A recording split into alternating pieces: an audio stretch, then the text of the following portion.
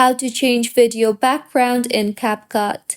Hello everyone, I am Bishaka and welcome to our channel. Now let's get right into the tutorial.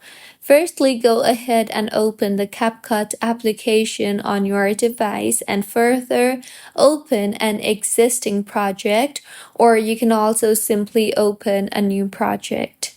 Now, if you want to add a video background, then go ahead and tap on the overlay option on the bottom toolbar of your screen and further tap on the add overlay option. Now go ahead and select the image or the video that you want to add as overlay, and now adjust the sizes and the ratio of the overlay that you just added.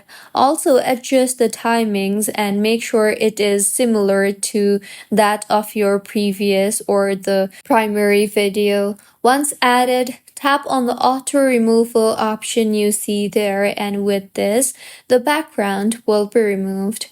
Make sure that auto removal is a pro version of CapCut, so in order to use the feature, you will need to have a CapCut Pro subscription.